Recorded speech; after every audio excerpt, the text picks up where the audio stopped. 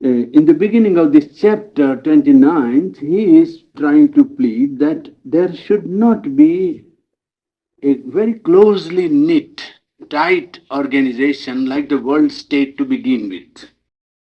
Better beginning would be a sort of a free world union. That is what we have been trying to see last 3 or 4 chapters. And in this chapter, League of Nations, he is trying to see first on the basis of how it has worked out and how it should work out. Now, before the World League of Nations actually came into existence, the world situation before the First World War was, he shows that the world was, there was a possibility and a very large possibility of the world being divided into about a dozen empires. That was already almost seeming as if it would be inevitable. It was the First World War that knocked it out. But just before the First World War, the political international possibility was the creation of about a dozen empires, a world divided into about 1 dozen empires. Well, it looks very strange now because empires are gone, but if you just recollect British, French, Portuguese, Spanish, Italian, German, Belgian, Holland, Japan, perhaps United States partly, and Russia. Well, certainly there were 12, more than 12. So the prognosis now looks, when you retrospect look, it looks, no, it could never have been, but it was. It was. Now, how did it get knocked out, he says? It was the First World War that knocked it out. And that idea went permanently out of history for the time being, at any rate. If it comes after 1,000 years, we don't know. But so far as the present condition is concerned, the idea is gone because of the First World War and the shock of the Second also. And then he points out that nature works by a law of counterbalancing of forces. Nature doesn't work by only for following one Unitarian line of development in a straight line. The development in any situation, material life, or material force, or vital force, or mental force, or national situation, or international situation, in all walks of fields of life, nature works by a sort of balancing of forces, not by following one straight line either of ascent or of descent. You see, she follows by trying to balance forces. You see, a balancing of forces against each other. By action and reaction, that is to say. It takes centralization, for instance, works by sometimes by centralization, and then it would insist on decentralization at the same time. It would bring about, for instance, uniformity, and then insist on variation. You see, the nature works like that. And in this situation of evolving a world organization, it would also follow a similar course. In organizing this world unity, it would work on a similar basis. First, you saw that nationalism versus imperialism. Nationalism was counter to imperialism. All nations that wanted to be free well always resisted imperialism. Now what might happen is that new unity of mankind might be opposed by nationality or nationalism. You see, and nature will work out by a balancing of forces. It is not, as he says, equivalence. All would not be reduced to a balancing. It might end into compromise. Sometimes it might end into a fusion. It ends generally into a compromise or a fusion. So we are expecting in the development of international body that might come into existence, this play of action and reaction, balancing of forces by nature. And that might end into a compromise or compromise and a fusion. And that might end bring into existence a new creation. When the fusion or compromise take place, the component elements would not be present as they were in the original, entity. They would change and a new creation would come into being. For instance, the city-states have gradually passed into empire. The Roman Empire was a result of the city-states passing away into Roman Empire. And the Roman Empire decided into creation of a nation. Yes, it came, a new creation comes into existence. national expansion, when it takes place, the nation disappears into the empire. Korea, for instance, when disappears in Japan. Persia, very strongly influenced by two forces, now Russia and America. Tibet and Siam, he recounted in the chapter most marvelously. You see, it's a forecast. It was written 40 years back, you must remember. And he says Tibet and Siam cannot escape for very long. And it has actually come to pass, you see. And about Chinese aggression, he foretold in 1949, as I told you in the beginning of our discourse, that in 1949, when he wrote a postscript chapter on the ideal of human unity, he had a prognostication that China would attack Tibet and would be a threat to India. And all the Eastern nations, means Indonesian nations also would be under its domination, political influence at any rate. And Tibet and Siam cannot escape and cannot remain immune for a very long time. And if China has escaped, well, because of her size.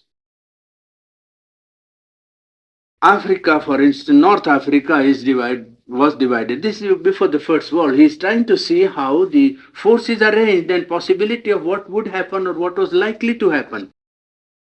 England, France, and Italy. The north is divided in these three imperial powers. And other Africa is a private property of three great and two small nations.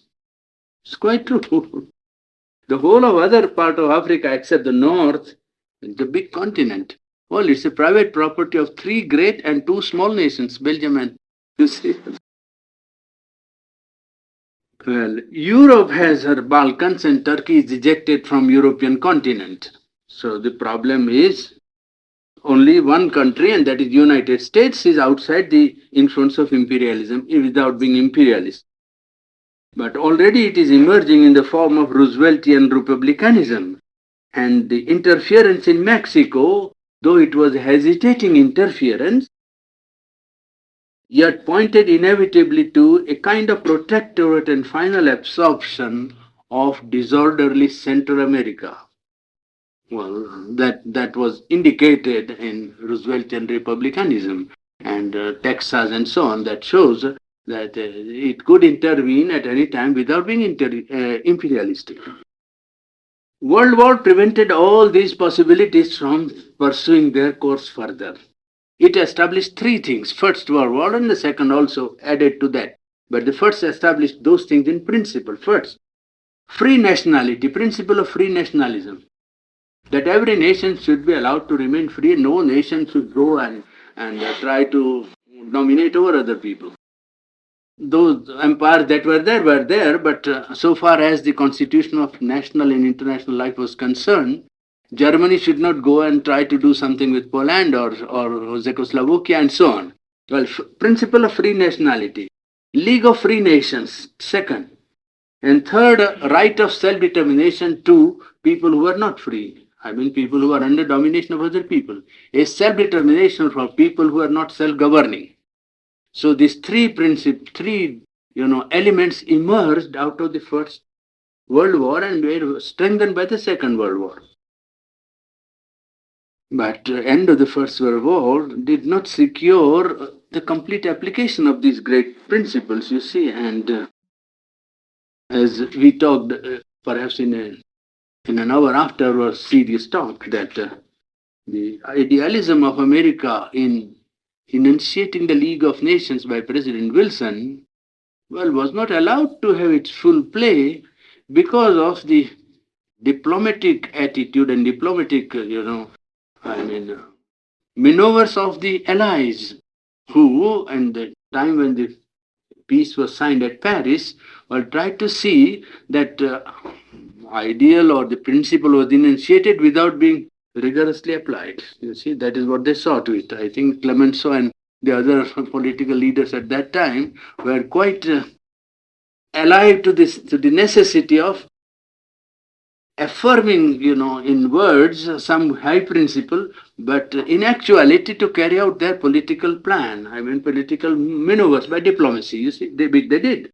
England, France, and Italy arrived at a political arrangement behind the scenes and saw to it that in the working of the League of Nations in signing the peace treaty of the First World War, well, no radical change in the existing system was allowed to come.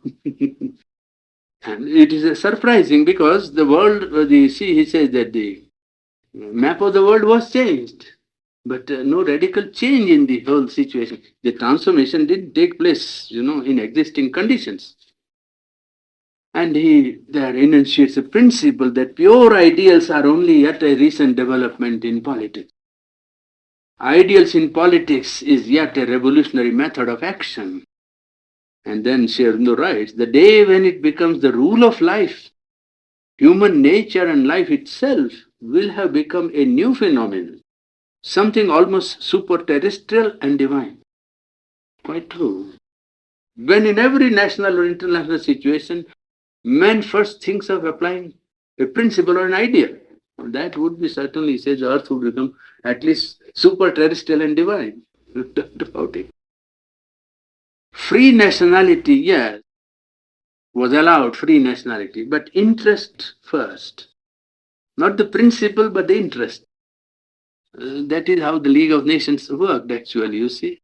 It was an oligarchy of strong, 4 or 5 strong nations trying to drag a train of followers whom they always, managed to represent or claim to represent, and they had their own policy of in the world affairs to carry on. And that was a platform where they could give a sanction, so to say, by saying it is the decision of the League of Nations instead of saying it's our idea. You see, well, it was more or less very transparent to people who had intelligence and could see through. Free nationality was allowed, yes, but interest was placed first and principle afterward. And they tried to preserve the empire.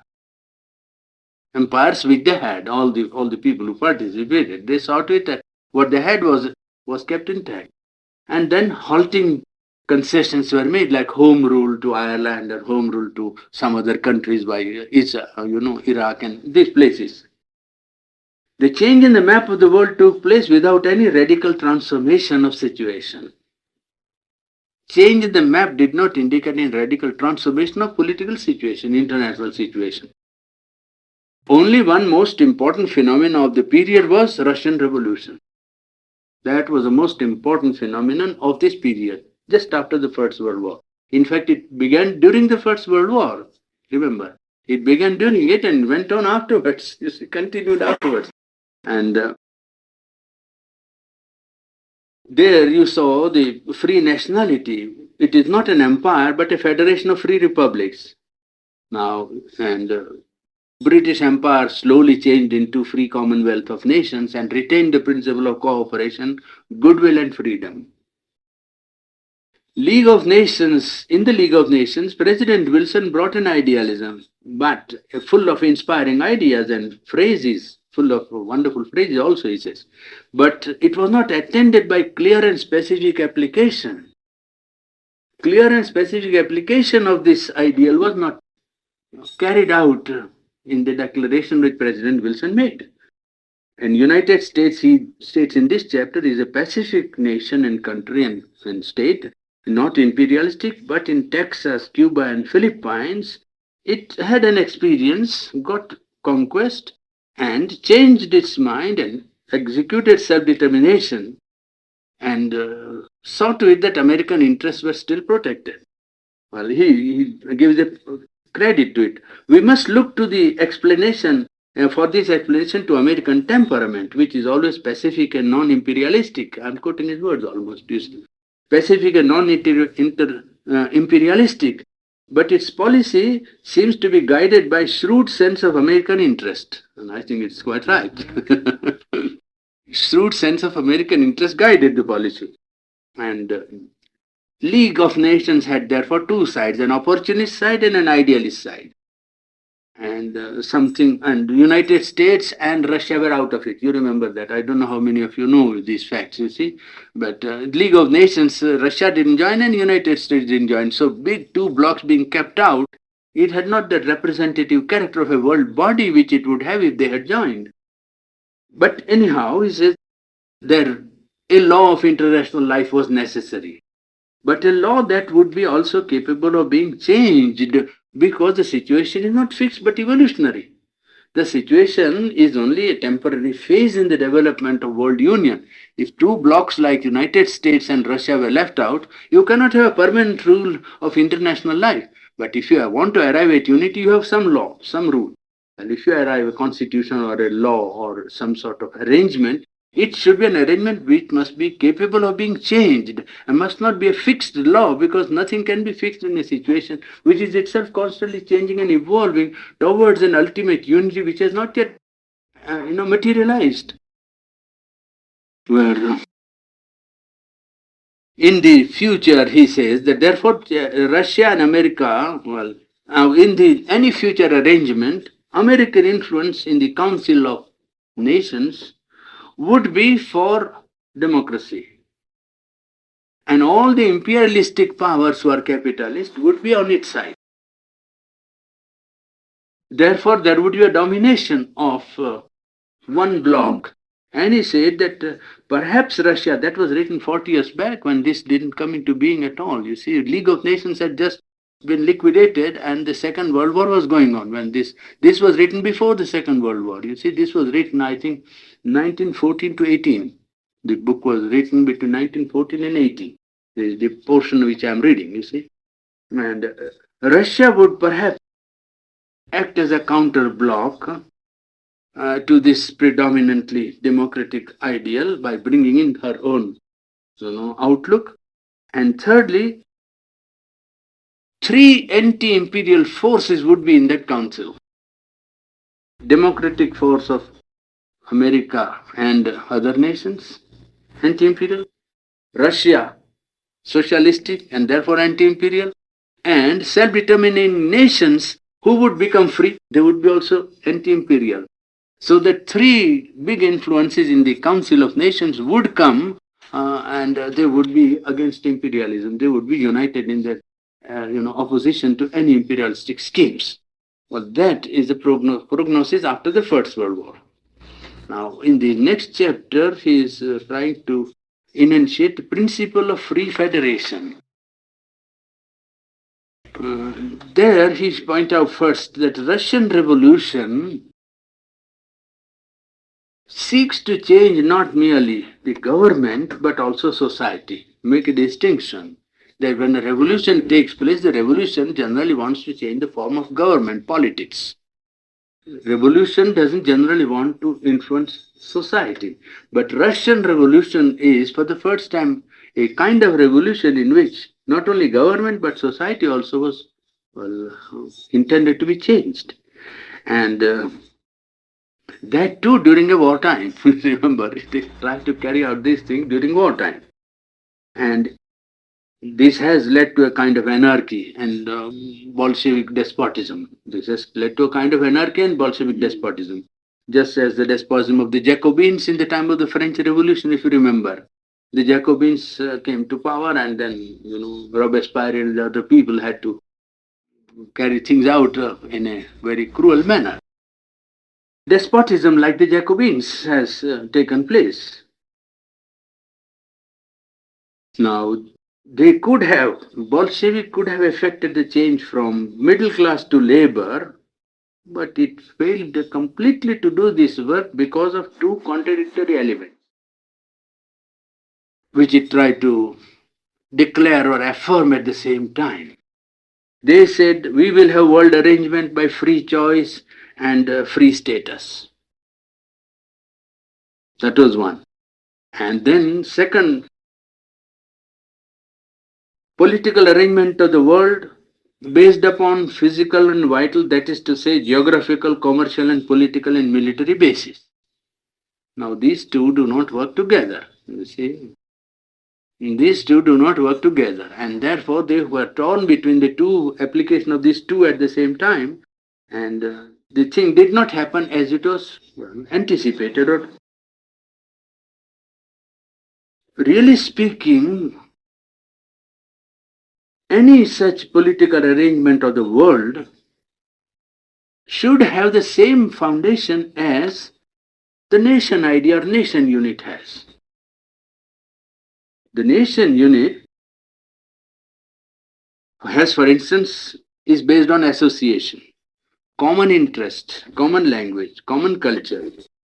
And then from that it evolves into a psychological idea or psychological unit. A common language, common interest, association, and common culture evolving into a psychological first idea and psychological unity. The world idea also will have to follow that line and not merely geographical or physical or vital and commercial basis. You see, that is secondary to it. Really speaking, what must evolve is the psychological entity. Slowly, one after another, it must undergo that process of development. Instead, what happened was that Russian Revolution insisted on the state idea.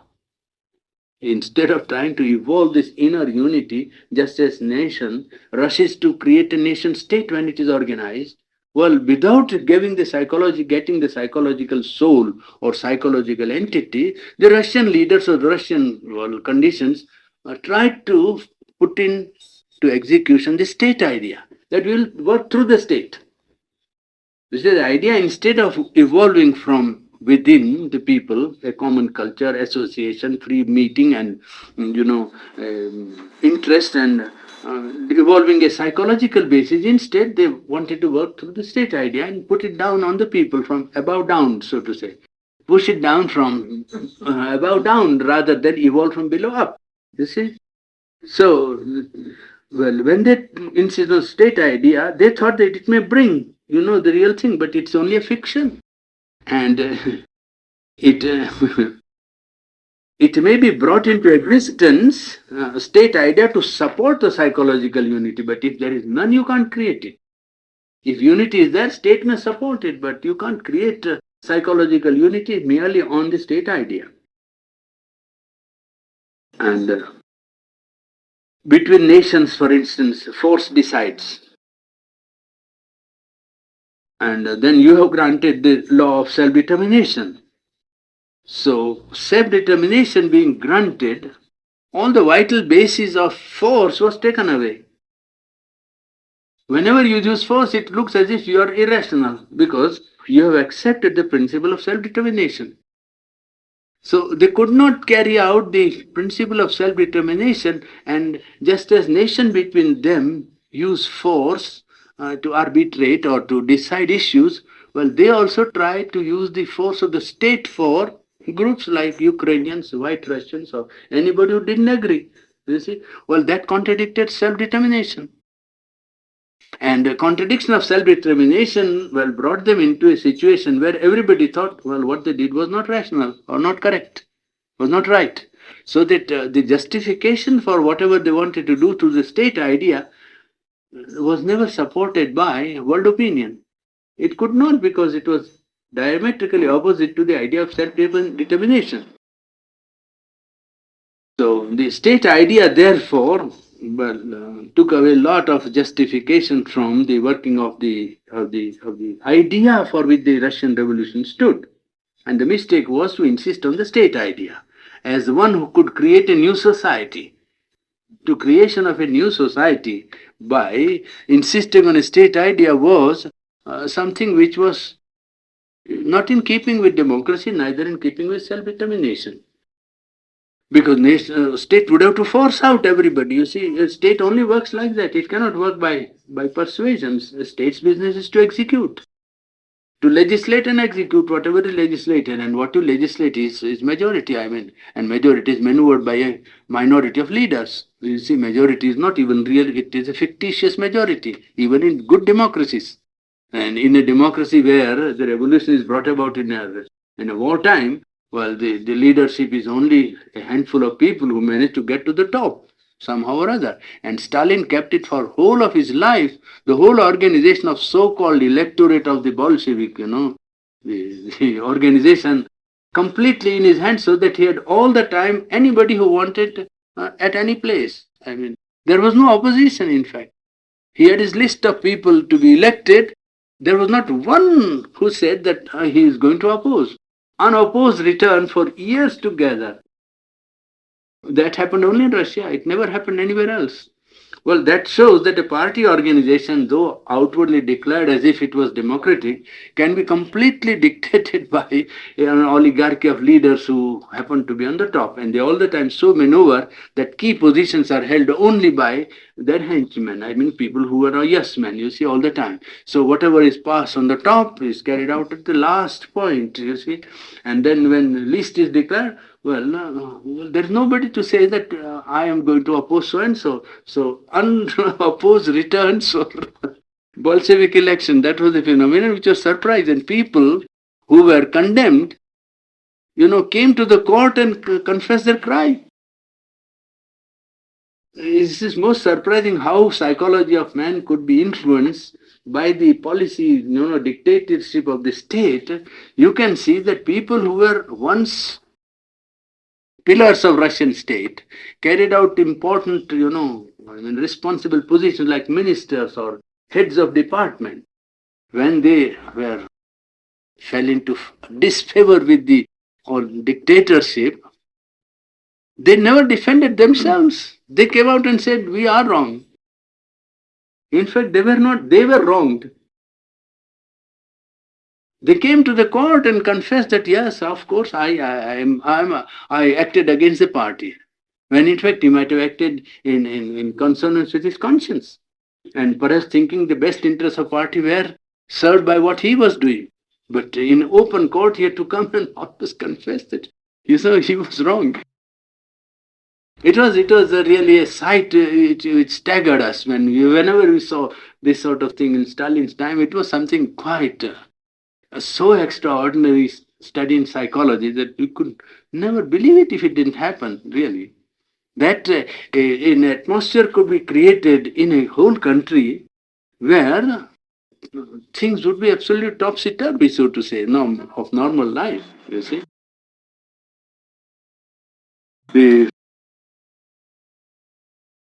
The exception to this idea of, Russia was not a nation state in her past. She was not a nation state. They were composed, Russia was composed of half a dozen or dozen nations, small nations, is it not? Ruthenians and Ukrainians and White Russia and Lithuania and Poland and Siberia and Kurland and portions of Turkestan and so on. It was not, yes. And this loose federation of peoples was kept together or bound together by rule of the Tsar. That was the only binding force, you see. So it had never been really a state. I mean, the state idea was not strong in Russia before. Only Russian language kept things together by whatever culture it could give to the people. And there could have been a free union of these people under the Tsar. But force could not succeed and cannot always succeed to put people together. And because nationalism has now become a conscious force and each group has a consciousness developed, and it can resort to passive resistance or fight for survival, you see, and try to oppose any imposition from above. Still, Slav nation or Slav race had a need for unification. The Slavs of the world, were not yet united into that sort of union which Russia brought about. The united Russia that way was necessary psychologically because the Slav nations had to unite. And they had around them well-organized nation unit. Poland, Turkey, Germany, each with a good, well-formed national idealism. And therefore, the formation of Russian as a united Slav, psychologically united into a nation, was a necessity for its own existence, for its own protection, and for its own growth. And it would have been advantageous for Russia to have Finland with her because Russia was afraid always of the Scandinavian countries and Germany on this side. And it would be good if Poland also joined Russia because then Poland would perhaps stand to gain. Otherwise, she would be left between three powerful neighbors, and they divided her three times before the partition of Poland, Russia and Germany and Austria and so. Poland might stand to gain if it joined Russia, and Russia persuaded Poland to join her union. And he is trying to prognosticate how situation would work out to good, and also a Russian union of Slav nation would come into existence, what it would do. Well, if Russia was really well organized on that basis and became a powerful nation, she has natural resources which are unlimited. She would easily dominate Asia and be a constant force and powerful determinant power factor in European politics also. But she has not been able to get that organization, through. These vital and physical necessities, you can say that Poland joining would have been good, or a certain combination might have been good, because we are working. He says, when you prognosticate along these lines and speculate, we are working on vital interest, on on geographical ground, on economic basis, and so on, and we can justify anything, even imperial expansion. We can justify of European nations. Perhaps a moral and a cultural justification even can be made out for united even Russia, you see. And it might justify unification of the world also under a dictatorship.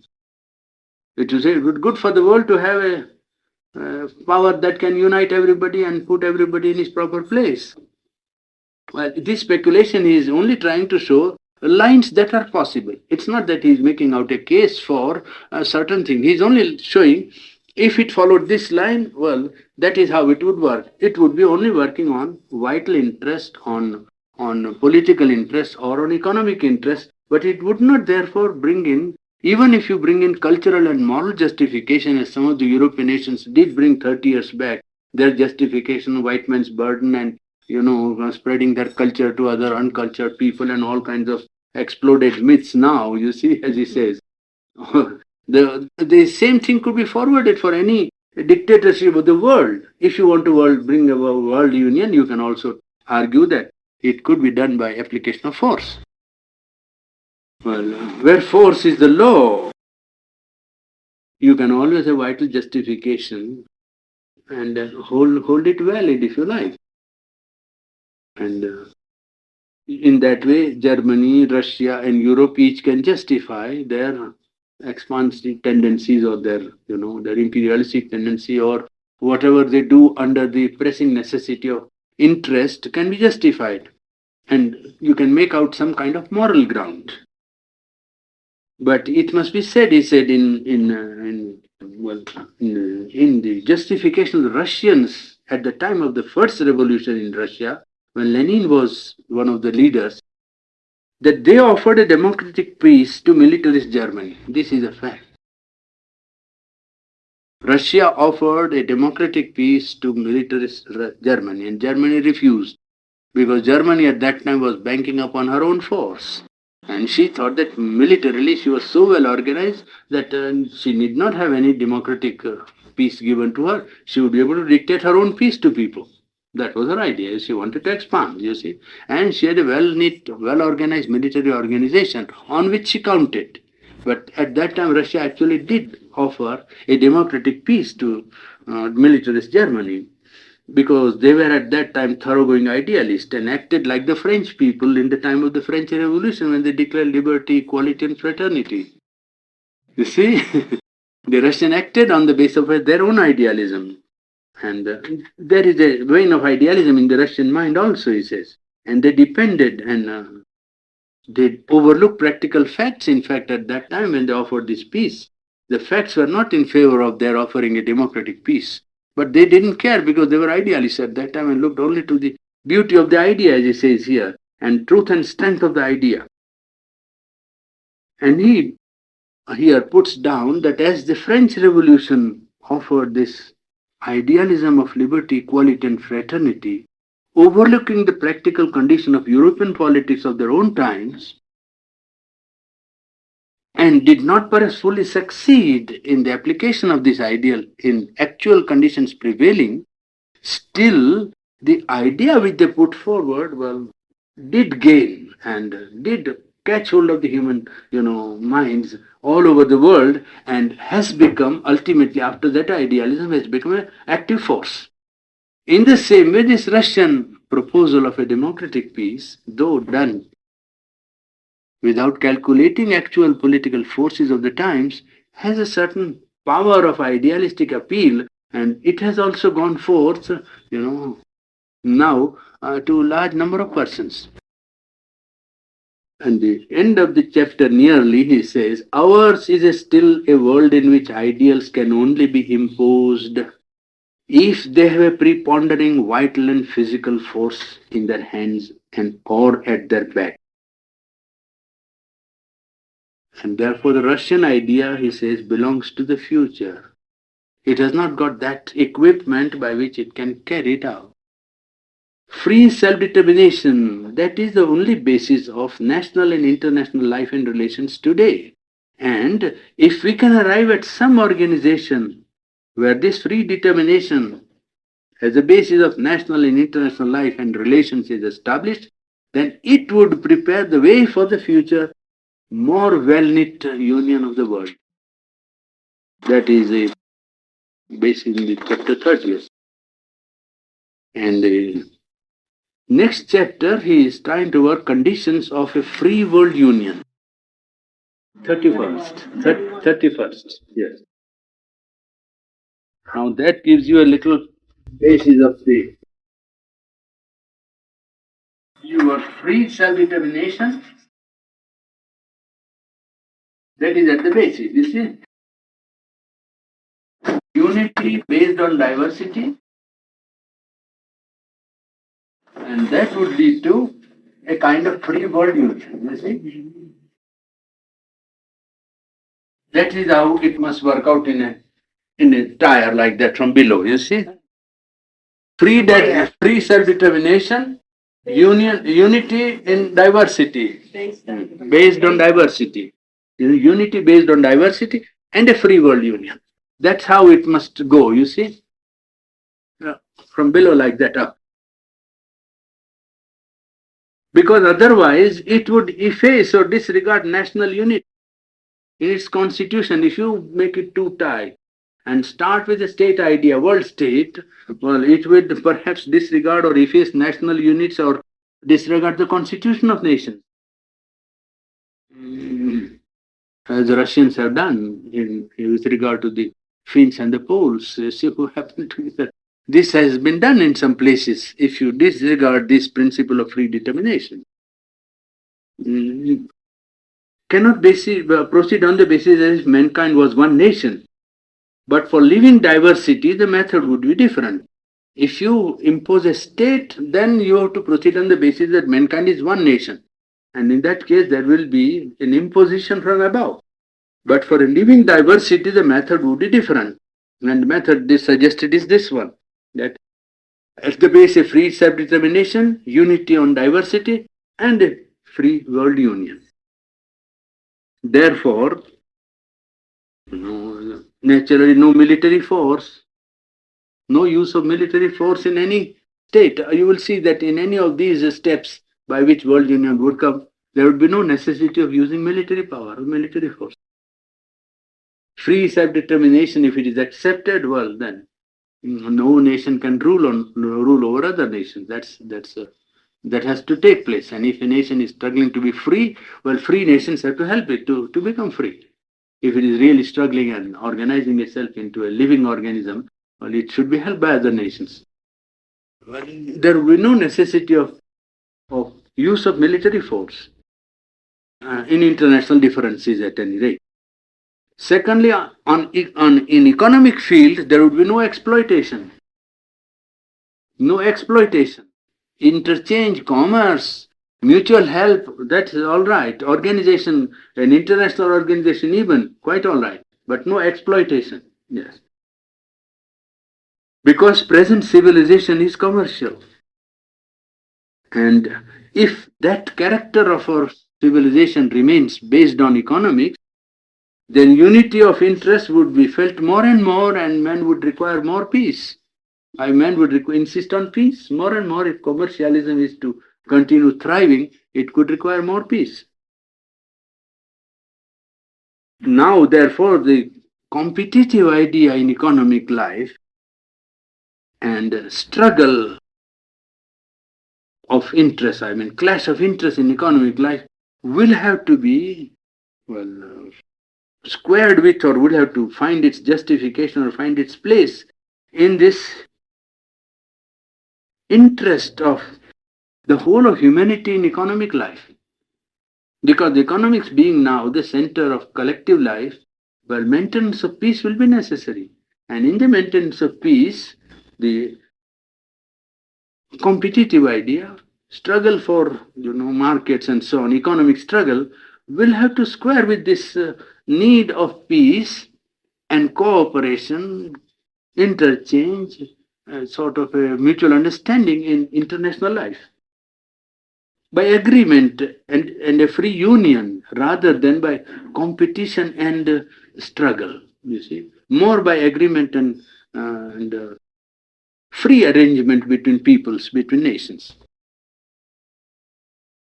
Third necessity, no military force. Secondly, in economics, no exploitation. And in the third category, psychological need of this world union would be to create a living unity, not a uniformity or external union. To create a psychological living unity. When there is an empire, it imposes superior civilization and hinders the national consciousness and national, consciousness by imposition, just as he points out that the English imposed their culture on the Welsh, for instance. Now they have gained, you say something, but he says yes, but the Welsh literature has disappeared. Welsh stand to gain something by being in the British Empire, perhaps, quite right. But Welsh language hasn't got an independent free literature which you would have if the Welsh had not been imposed upon by British imperialism, you see, in the British Isles. Well, imperial solutions,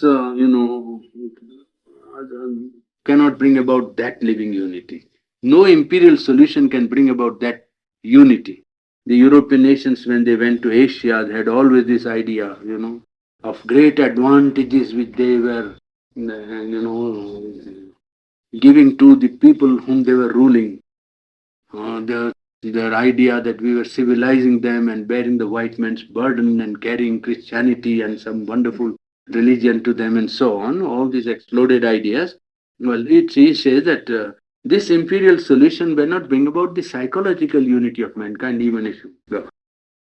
World culture is the aim of any such effort at creating psychological unity of mankind. Effort must be to create a world culture. Each culture must bring into it its development, first development to its full power. In the creation of a world culture, the necessity is a full development of each culture. Not separateness, not isolation and opposition, but a distinctness and independence, a variation in the cultural strand, so as to enrich the world culture by its contribution. And he says that would then a world parliament be necessary?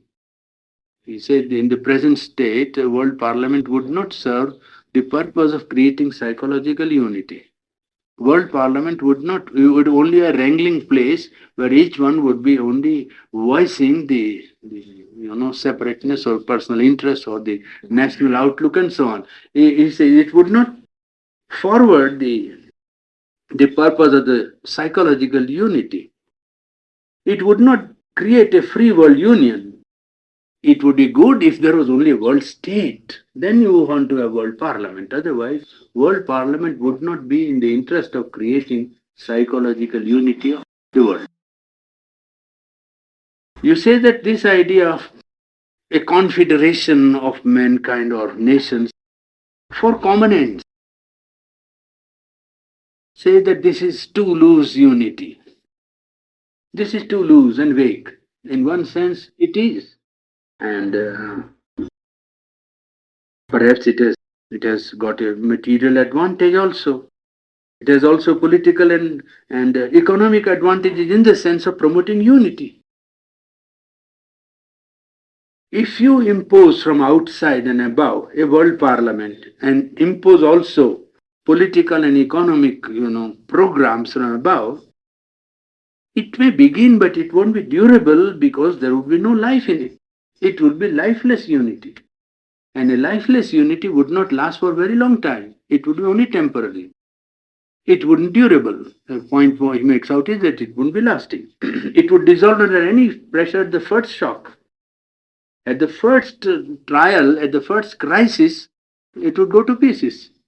Either somebody revolting or in a situation arising or a situation like Congo coming into existence. Well, it would dissolve under that. Under pressure of even national egoism, apart from international explosion, even a national egoism exploding would break it to pieces. Because the feeling must be psychological in order to make it living. Well, free world union would try always to preserve the element of variation. And from this can grow really the conception of religion of humanity. Then only man would live in common humanity, first subduing his individual and secondly his group egoism, because then he would see or feel divinity in man. This is the logical conclusion of this effort of world union. Now, 1 minute to connect this with his metaphysical outlook. You see, you have seen that in his scheme of things, an omnipresent reality is at the work in cosmos. The universe is the manifestation of an omnipresent reality. This omnipresent reality in the cosmos takes three positions: transcendent, universal, and individual. This is one, global, and it takes three positions. Now, the existence of collective life is due to the universe. Drive of the universal, divine. You must say all these are divine because this is an omnipresent ultimate reality which is divine. You see, omnipresent reality which is divine. The universal is the drive behind the collective, impulse of man. Impulse to build collective life depends upon the drive of the universal divine. When man realizes the highest unit possible to be realized on earth, unity of mankind, human unity, it will be man's realization of the divinity of the universal. It will be human unity. When mankind, the whole race is the last unit. There is no greater unit of collective life than the unity of mankind. Mankind is the last unit, largest unit possible of realizing or being realized by man's consciousness, isn't it, on earth? Well, when that comes really into existence and becomes a reality, if you insist on its psychological reality as the most important part of it, man will realize this really when he knows that this is expression of universal divine. That humanity is divine. This is what he will realize, will have to accept. And this is supported by Arnold Toynbee's latest interpretation of history. A Story of History, Reconsiderations by Arnold Toynbee, an article which he wrote after visiting India. And therein he makes out a case for trans-rational standpoint in history. What was that title? The article he wrote was A Story of History, Reconsiderations, because he is reconsidering his conclusions which he wrote in his books before 19 and so on when he came to India, you see.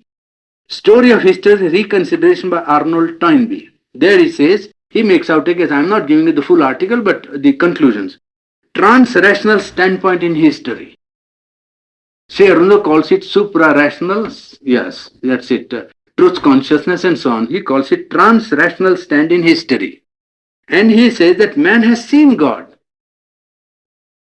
Toynbee's conclusion is man has seen God.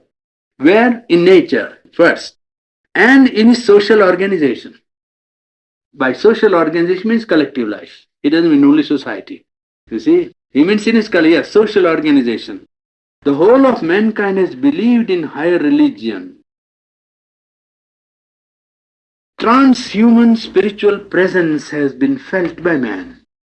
Transhuman spiritual presence. Well, I think better term is an omnipresent reality, which is really the expression of an experience and a spiritual, concrete reality. This is a concept, you see. After all, Arnold Toynbee is only positing from the idea, you see. He is not speaking from experience, he is speaking from study. But he feels that throughout history, the collective life of man has been trying to transhuman spiritual presence has been felt by man, seen through social needs, behind social needs, and he has seen it direct. Life of religious founders, mystics, and people who have direct experience, he says, where has he seen this presence? Social needs. Through the social needs and behind social need, man has felt the pressure of this transhuman spiritual presence. And some people have seen it direct in their vision, in their experience, concrete experience. And I'm quoting one sentence of his only. It is not capricious, and that the capacity to enter into communion with it, with this transhuman spiritual presence, is the essence of human nature. The essence of human nature is capacity to enter into communion with transhuman spiritual presence. Now it gives you. Huh? Could you please repeat that sentence? Yes, it is. It says, the transhuman spiritual presence is not capricious, and that the capacity to enter into communion with it is the essence of human nature. And that the capacity to enter into communion with it is the essence of human nature. So you see, after 60 years of his writing, somebody who is a very good student of history comes to a conclusion very similar to something which he wrote 40 years back. You see? Yes, here you get the conclusion. Here I will read out now a passage which will show you, because I think that if you go chapter by chapter, it will never end. Now, I read from Sri Aurobindo's book now. Just see how it compares with this, what he says, and how it even surpasses in its, compass the central idea of a transhuman, reality. The fundamental idea is that mankind is the Godhead to be worshipped and served by man, and that the respect, service, and progress of the human being and human life are the chief duty and chief aim of the human spirit. No other idol, neither the nation, nor the state, nor the family, nor anything else ought to take its place of humanity. You understand? Yes. They are only worthy of respect so far as they are images of the human spirit and enshrine its presence and aids in its manifestation. But where the cult of these idols seeks to usurp the place of the spirit and makes demand insistent with its service, they would be put aside. No injunctions of old creeds, religious, political, social, or cultural, are valid when they are against its claims. You cannot have a more clear, more inspiring message for human unity. Science, even though it is one of the chief modern idols, must not be allowed to make claims contrary to its ethical temperament and aim. For science is only valuable in so far as it helps and serves by knowledge and progress the religion of humanity. War, capital punishment, and taking of human life, cruelty of all kinds, whether committed by the individual or the state or society, not only physical cruelty, but moral cruelty, the degradation of any human being or any class of human beings under whatever spacious plea or in whatever interest, the oppression and exploitation of man by man, class by class, of nation by nation, and all those habits of life and institutions of society of a similar kind which religion and ethics formally tolerated. Religion and ethics have tolerated those things, or even favored in practice, whatever they might do in their ideal rule or creed, are crimes against the religion of humanity, abominable to its ethical mind, forbidden by its primary tenets, to be fought against always, in no degree to be tolerated. Man must be sacred to man, regardless of all distinctions of race, creed, color, nationality, status, political or social advancement. The body of man is to be respected and made immune from violence and outrage, fortified by science against disease and preventable death. The life of man is to be held sacred, preserved, strengthened, ennobled, uplifted. The heart of man is to be held sacred also, given scope, protected from violence, from suppression, from mechanization, freed from belittling influences. Mind of man is to be released from all bonds, allowed freedom and range and opportunity to give all its means of self-training and self-development and organized in the play of its powers for service of humanity. And all this too is not to be held as an abstract or pious sentiment, but given full and practical recognition in the persons of man, nations, and mankind. This, speaking largely, is the idea and the spirit of intellectual religion of humanity. But still, I don't know, some page somewhere, ideal of human unity. Sorry, I thought you were. But still, in order to accomplish all its future, this idea and religion of humanity has to make itself more explicit, insistent, and categorically imperative. For otherwise, it can only work with the mass. It will work with some people, and with the mass, it will be only a modifying influence, but will not be the rule of human life. And so long as that is so, it cannot entirely prevail over its own principal enemy. That enemy, the enemy of all real religion, is human egoism. Egoism of the individual, egoism of the class, egoism of the nation. There it could for a time soften, modify, force to curb their more arrogant, open and brutal expression, oblige to adopt better institutions, but not to give place to the love of mankind, not to recognize a real unity between man and man. For that essentially must be the aim of the religion of humanity, as it must be the earthly aim of all human religion, love, mutual recognition of human brotherhood, a living sense of human oneness in thought, feeling, and life. The ideal which was expressed first some thousands of years ago in the ancient Vedic hymn and must always remain the highest injunction of the spirit within us to human life upon earth. Till that is brought about, the religion of humanity remains unaccomplished. With that done, the one necessary psychological change will have been effected, without which no formal and mechanical, no political and administrative unity can be real and secure.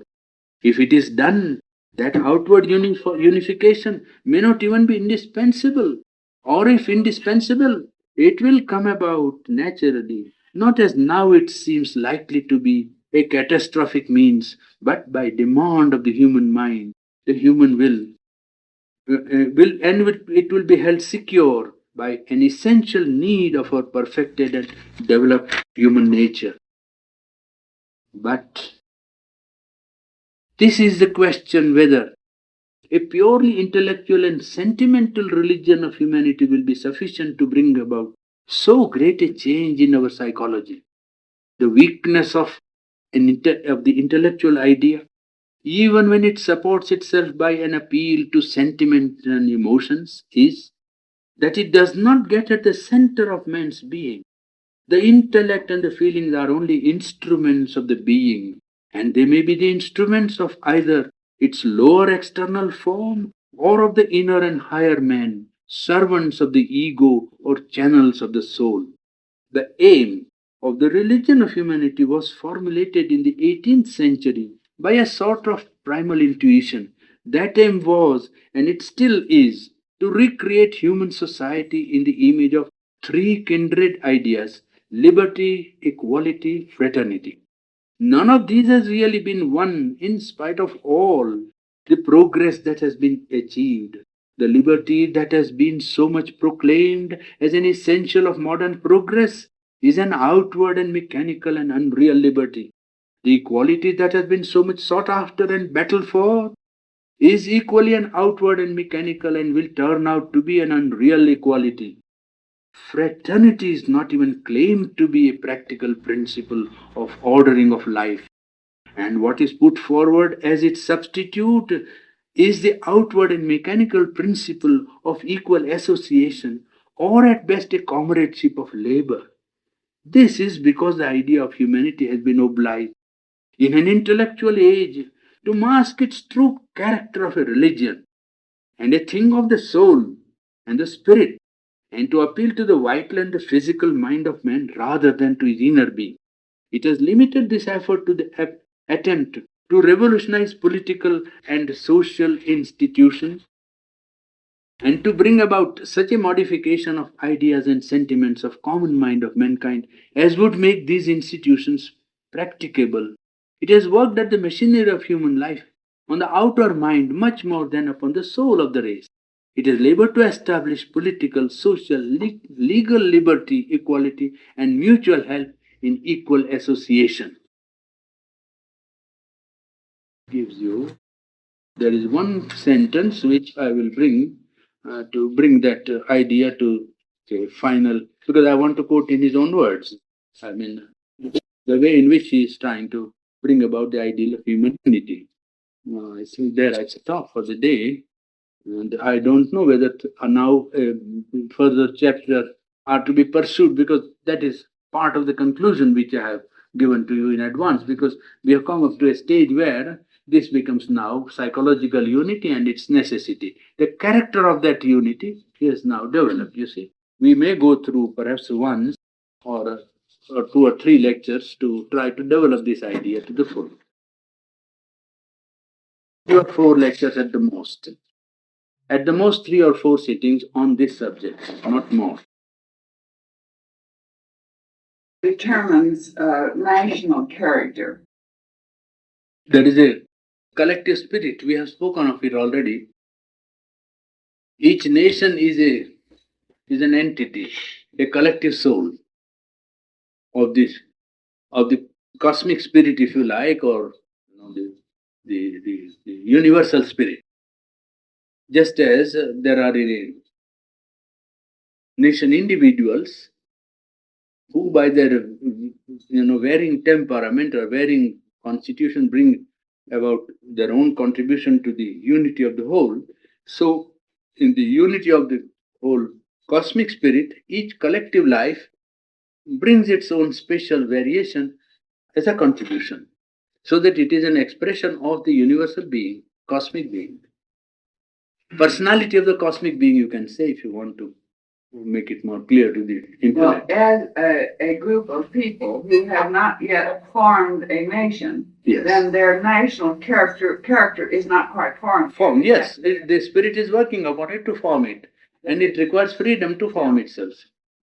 As it gets formed, Yes. character can Yes, be it will observed. come out. Sum up for us again. I was having a discussion before, we just started the discussion before our class. Would you sum up for us again the difference between socialism and the ideal or the vision of Sri Aurobindo and his world union? As I understood it, socialism would form a state. Isn't that right? It would be a state. No, the socialistic state. Yes, socialistic state. Yes. So that isn't really on the way to, or is it part of the process of this world union?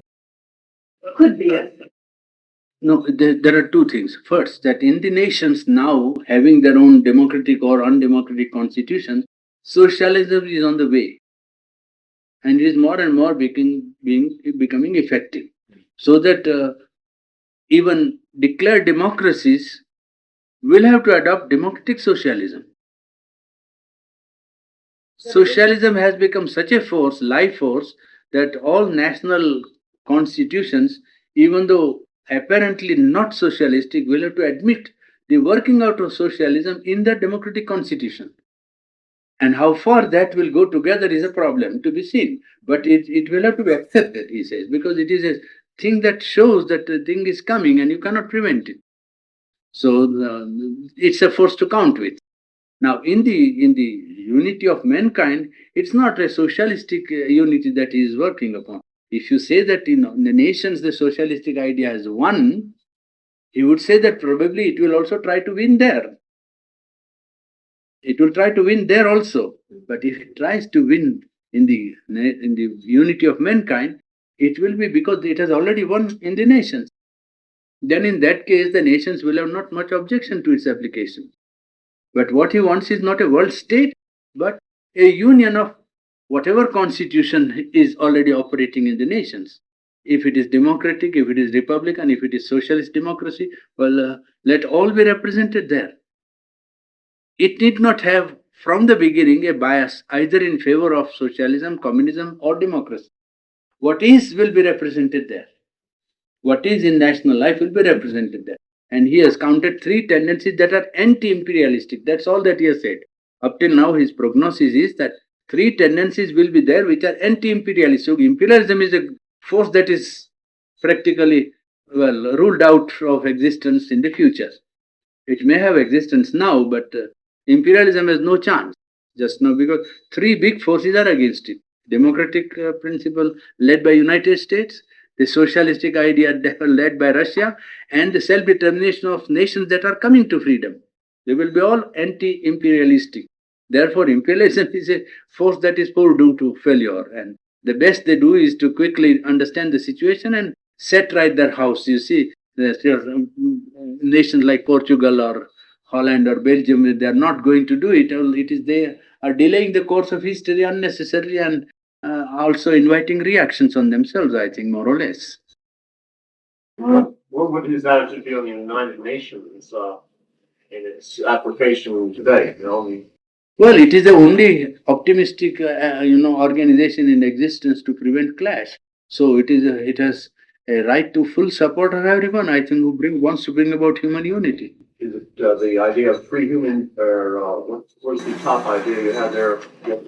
Oh, free world union, you Free mean? world union, is that represented? Well, it is not yet free world union that way. It's a loose organization, and it is trying hard by some politicians are trying to drive it into becoming a world state. I mean, like Attlee, as I declared the day before yesterday, is it not? Attlee actually declares the time is ripe for organizing a world state. And it's not in the air, it's actually in the minds of politicians, and already people are. And Sierra would like that it should not come about as a state. It should not come about as a state because it will lacking that psychological unity and it will break up at the first shock unnecessarily you create a state. Because unless a unity is living at the psychological level, constitution alone will not be sufficient to prevent the clash, you see, or to break down of the whole organization. And it would be more tragic to have a breakdown now in its very inception. It will be better to preserve it, even as a loose organization. It is quite serviceable and useful because it holds in itself the seeds of a powerful union of nations. It is certainly a very good move in the right direction. He always supported the UNO. That is given there, yes. But the United Nations advocates the use of force to suppress unrest and warring nations. Yes, well, Advocate the use of force. yes, now there we have gone through that part also in one of our studies, and he says that a world union, if it is to be brought effectively to organization in present condition, it will require some centralizing force enough to put down either national egoistic outburst or a imperialistic, movement, or something must be there. Otherwise, a strong, well-organized military nation would always flout. World opinion in South Africa is actually flouting. South Africa is actually flouting world opinion for the last 10 years, not one day, and perpetrating unchristian injustice on a large mass of mankind. Even the pastors who are against it and speak against it have a hard time. They don't allow committees to enter. You can understand that. From that, how far it could go if a group could decide to stick to its obstinacy. Another question is in dealing with humanity, is just in one government, you don't have representatives from all walks of life. You have from certain standards, sort of cultured, educated standards to rule. Now we have all these new nations coming in who are unformed, uncultured, uneducated. Why should they have an equal voice with a cultured nation and run the affairs of the world? They're getting so many of them, and they're not mature, they're not ripe, they haven't any experience. Yeah, but Is there a danger? But how they will get majority there? Well, there are too many of these you little states. No, they will differ. You will see. If they are immature, they will themselves fight. They will differ among themselves. You will see. Very easy. You see, if they get in there, they won't agree. Right? That is the sign of their immaturity itself. You will see. You see, Arab League. Take one instance I give from practical life. Arab League. The idea is not bad. Something possible in it, and can be carried out if you know how to do it rightly. Arab League. You don't know Arab League. Yes, Arab League, yes, President Nisar got the idea of an Arab League to be driven into practice. Didn't last. It broke itself from inside. So you see, the more easy it would be there in the Committee of Nations when they will have to meet more intelligent persons. They can't by simply saying we are majority. They can't, because when they come there, they will have to talk as man to man, and they will find out that there are others who are like that tall, and they have to look up to them for guidance. Arab League was formed, and Syria, Palestine, and Egypt, one union. Now Syria says, no, nothing doing, Mr. Nasser, you be there and we be here. The members of parliament were chosen from this and incorporated into the Egyptian parliament, remember. They had representation there. They were not crushed by the superiority of the Egyptians, but still they felt that the justice was not being done to the people, I mean Syrian people. They felt. And there was a rupture, and Nasser was wise enough to say, yes, you differ, you go. Without quarreling. He could have sent an army, and then there would have been, you see, that's it. So that's that. When they are not cultured, they will have, when they come, they will be faced with problems which will simply make them sink down and think, no, this, you say you want to, what do you want to do? Well, here is somebody with an atom bomb. You understand that also keeps them in their place. By mere majority, they cannot carry out. Divine guidance. Huh? It's all divine guidance. Yes, it is good. They should be given equal right, because that's the only way they will develop. If you from beginning give a restricted right or a qualified vote, they will never become fit. They will try to perpetuate that inferiority complex and try to trade upon it. This is our experience in India. If an unqualified or you see an undeveloped minority is given a special right, they only want to see that the special right is maintained. Instead of taking away the special right and becoming one with all other citizens, that might happen here with the Red Indians also. I can tell you, if you have given them rights, I don't know what is your constitution, but if you have given special rights, their business will be to see that they perpetuate. Now that is not wrong. It is given only so that they may not be oppressed. Or what they want to do is to deal with it as if it was a special right, and that is what happens to untouchables in India. The government of Congress came to power and immediately gave special position to the untouchables. And now the untouchables don't want to become, equal with the touchables. Because otherwise they will lose those privileges which the government has given. This has happened. I am telling you from a hard experience in India. If they are given that 20% or 10% of the students will be allowed to appear for examination, and if they pass, they will be given posts. Now, their marks may be 25 out of 100, pass marks. A Kshatriya boy or a Brahmin boy has 80, 90 marks. He is not selected, and these 10 get in. You see, the quality and efficiency falls. It's not merely that they are, you can't have, the good people don't get what they ought to get really. Well, people inefficient get into position and so on, it becomes terrible. Why did So- the government give these? Well, they didn't know that they would want to perpetuate. They now find out. So next time they might perhaps reconsider and pull back. I don't know. It's difficult. They have got representation also, you see, in some parts, not in all. In some part they were representation. That representation gone pleading. Oh, human nature. That's why I said if idealism could become the active force, Earth would become super terrestrial and divine. Be heaven on earth. Well, it's really It would be heaven, it wouldn't be earth. Yes. to convince people of this. Oh, man never had some convictions. Purani, you stated this morning that free nations should help struggling nations who want to become free. Did the free world fail in regard to Hungary? I think so. I should think so. I should think so. It was duty of the free world to at least press an inquiry. If not to resort to force, to press an inquiry impartial international, so as to find out the angle of vision of those who were defeated by Russians. What was there they wanted to do? Well, was it because of self-interest? Was it because each nation knew that they might have to get in there and fight, that they didn't? Probably they thought that, if you live in a glass house, you can't throw stones. There was no other. You don't like to throw stones. Don't you think this has discouraged many nations who would like to be free from trying now that No, nations, you see, when they have a spirit awake, they don't wait for anybody. They create their conditions. Algeria is not giving up, for instance, in spite of such, really speaking, very good concessions by General de Gaulle. I must admit, he is a very generous man. And he sees to it that France must be faithful to her spirit.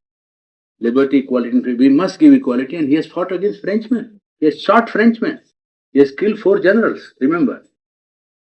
I mean, it must be just a man with his faults. I don't say he's perfect, but I mean, his attitude toward Algeria is the ideal attitude that a Frenchman could have adopted. And the proposals they make were really good proposal, I mean. And yet, you see the Algerians don't recognize, they don't want. They want now absolute freedom. I meant other nations though under communist rule, wouldn't they be afraid to rise because of what happened in Hungary? I don't think. Now, after the giving up of worship of Stalin as a personality, perhaps there would be a greater latitude and perhaps more courage also. People who differ. Those small nations like Romania and so on, they might find it very difficult to feel differently. I don't know. We don't know that situation. It's under Iron Curtain, you see, and so what is their psychological reaction, we never know. Rupert will have to change its name because we can see through this thing. Purani, the book Lost Footsteps that came out of Romania, he said that he had advised the people who were trying to rebel against communism. He had advised them the time wasn't right because the free nations are afraid of war. And also because of what happened in Hungary, he advised them against trying to rebel. But he also gave us, if anybody wants to see a good picture of what it is to live under communist domination, that Lost Footsteps. Yes, I know. That book. Very good. And I gave my copy to the library here to company. Lost Footsteps in Lithuania by whom? by that man who... I forget his name, and he also had an experience when he was in prison. He was trying to take his life, and he also had an experience, a spiritual experience. Oh, that's yes. Yes. He spoke about Sri Aurobindo's visit to him and so on. Not to commit suicide and And also promising him that he would get out of it. yes, And he did. He escaped. You have this book? I gave it to the library. Well, this I heard here. This I heard here. Russians who deviated, you see, and then admitted that they were wrong. Now, According- related, yes. Yeah, according to some of the things we've read and heard, many of them who were in prison and so forth, I mean, those who you see found disfavor in the Yes. top communism. Oh, There was all this about brainwashing and drugs and so forth. So we don't know whether they actually, if they had been in their right minds, would have. perhaps out of fear, you see, out of fear, they were told that unless they did that, something would happen either to them or to their family. Something happened anyway. They weren't convinced, they only said they were. Yeah, they had to say like that. They're made to, you could see that, I mean, it was like a parrot repeating what was given. And you couldn't make out. Man who had been foreign secretary or foreign minister to international body, I mean, you don't expect to be a nincompoop, but he becomes a nincompoop in his party. You see, he has not the courage of conviction. We expected, at least we never thought that he would go under like that. You can break down physically, but not psychologically. You see, you can be killed. Well, after all, life is nothing that way. What is life? See? Then to go under like that. But under drugs, they might do this. Under drug, under pressure, under threat, under fear, and so on. As pointed out in sociology or communism is that it will reach a particular time a stalemate. At a particular time it will acquire a social efficiency and then it will become stagnant. And then there will be a dissatisfaction and either anarchism or something else has to come. It would always tend to become stagnant, you see. Because by that sort of collective dictation, you create a situation where some outer efficiency is attained, but that's all, and it must go on perpetually afterwards. It's like a wheel set into motion, it must go on working. Well, that wouldn't be life. That is the trouble. Communism. Who else? Communism is dictatorship of the proletariat, as they say, the common man, laborer particularly, the man in the field and the laborer. Whether it actually happens or not is another matter. But socialism is evoking or bringing into constitution a government in which the equality principle is more stressed than individual liberty.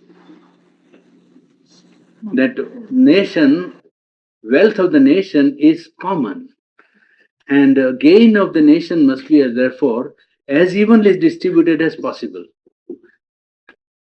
The property of the nation, you see, property of the nation belongs to the whole nation. It doesn't belong to one or a group. The state must own.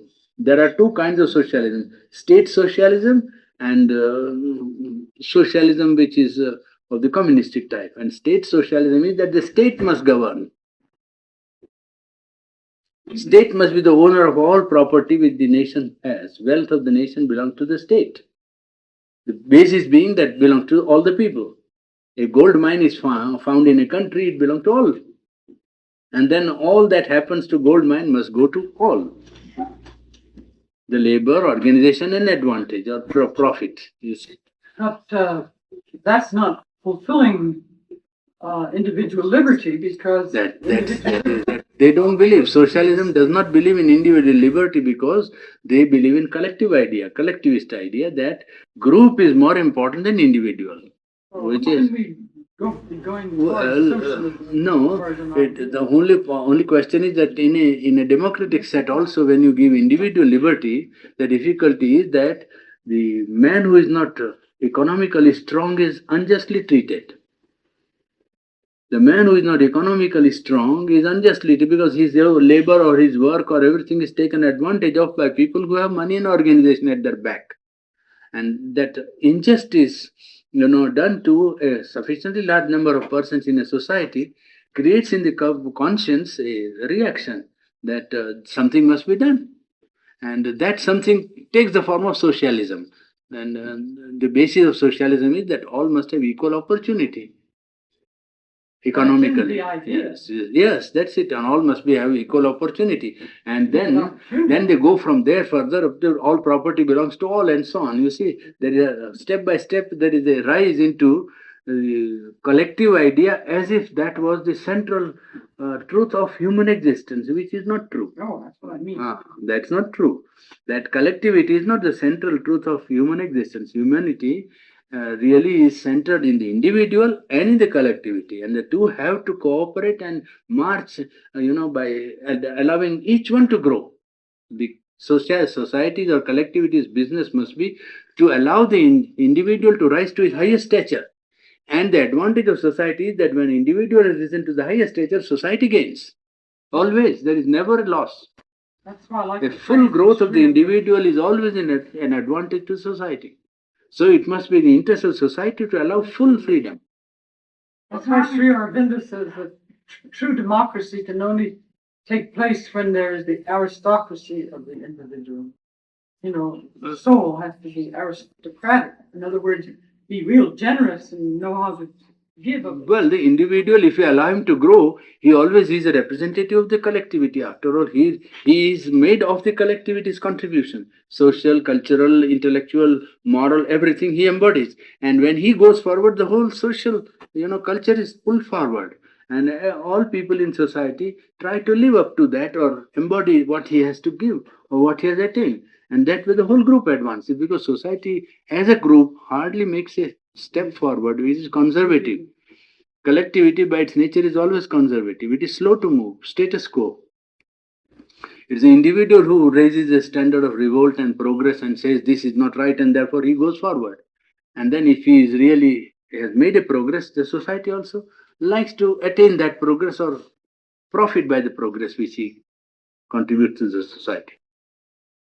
Communism and socialism, that socialism believes in approaches through education, and the communism, at least the present type of communism, resorts to violence to affect their aims. You see, socialism is a theory, and socialism is applied two ways. Socialism can become a policy of a democracy. That is how democratic socialism is possible. And state socialism is different. Italy was fascist. It was state socialism. Be partly socialistic right now. Britain is supposed to be partly socialistic. Yes, social democracy. This is now accepted principle that democratic socialism is possible. What is That you Salam? can. What is Salam? I don't know now what is the Russia position. is the socialistic too. No, Russian is. They believe in dictatorship of the state, communist state. That is communism. Communism. State idea. So, same was there in fascist Italy. Oh, I see. Fascist Italy was nothing. Only it didn't declare itself as own, but socialistic state, dictatorship of the proletariat. That is the central principle. That by the state we will organize the collective life, not by evolving consciousness. We will. For the benefit of common man. But Yes, it of course. wasn't really, Yes. didn't end up that way. No. Whenever you dictate short. That's all. It is all.